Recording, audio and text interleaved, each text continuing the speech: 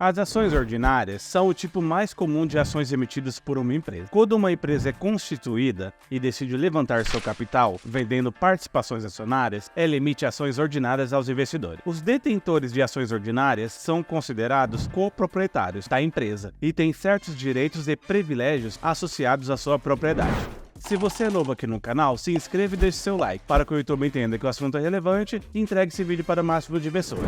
As principais características das ações ordinárias incluem propriedade e direitos de voto. Os acionistas ordinários têm direitos de propriedade na empresa, o que significa que eles têm direitos sobre os ativos e ganhos da empresa. Eles também costumam ter direito a voto, o que lhes permite participar das decisões corporativas, como eleger o conselho de administração e votar em assuntos significativos que afetam a empresa. Dividendo. Os acionistas ordinários são elegíveis para receber dividendos, que são uma parte dos lucros da empresa, distribuído aos acionistas. No entanto, o pagamento de dividendos não é garantido e depende do desempenho financeiro da empresa e do critério do conselho de administração. Reivindicação residual. No caso de liquidação da empresa, os acionistas ordinários têm uma reivindicação residual sobre os ativos da empresa. Isso significa que, após a liquidação de todas as dívidas, passivos e reivindicações dos acionistas preferenciais, quaisquer ativos remanescentes são distribuídos entre os acionistas ordinários. Responsabilidade limitada. A responsabilidade dos acionistas ordinários é limitada ao valor que eles investiram na empresa. Em outras palavras, os acionistas não são pessoalmente responsáveis pelas dívidas e pelas obrigações da empresa, além do valor de suas ações. Direitos de preferência. Algumas jurisdições concedem aos acionistas ordinários direitos de preferência, que lhes permitem manter sua propriedade proporcional na empresa, tendo a primeira oportunidade de comprar ações adicionais recém-emitidas, antes de serem oferecidas a outros investidores. Transferibilidade. Geralmente, as ações ordinárias são livremente transferíveis, o que significa que os acionistas podem comprar e vender suas ações no mercado aberto, claro, sujeito a restrições estabelecidas nos estatutos da empresa ou regulamentos irrelevantes. É importante observar que, embora as ações ordinárias forneçam direitos de propriedade e participação, elas também carregam mais riscos em comparação com outros tipos de valores mobiliários, como ações preferenciais ou títulos. As ações preferenciais, por exemplo, têm uma taxa fixa de dividendo e outras preferências sobre as ações ordinárias, mas geralmente não vêm com direitos de voto ou mesmo com níveis de benefício de propriedade. Como resultado, as ações ordinárias geralmente oferecem potencial para retornos mais altos, mas também apresentam maior exposição ao desempenho e aos riscos financeiros da empresa.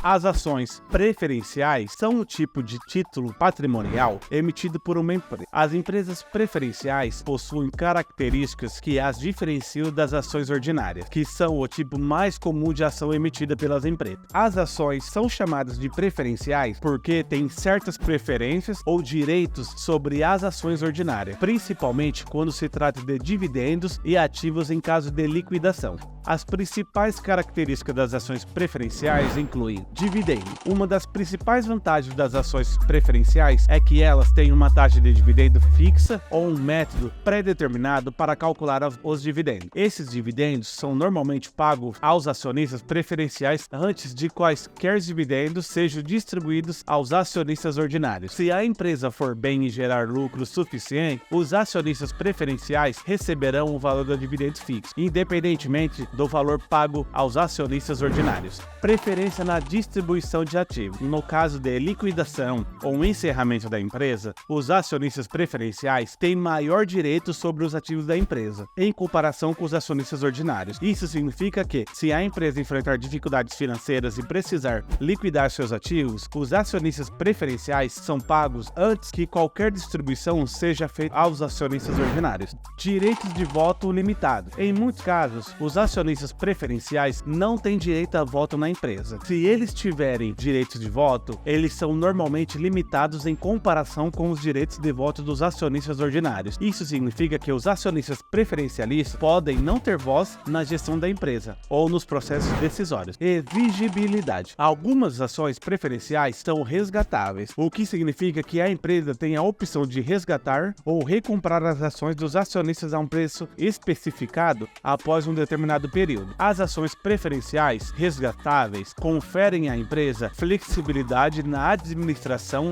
de sua estrutura de capital. Conversibilidade. Certas ações preferenciais são conversíveis, permitindo que os acionistas convertam suas ações preferenciais em um número específico de ações ordinárias. Esse recurso oferece o potencial de valorização do capital e permite que os investidores participem do crescimento da empresa e se optarem pela conversão.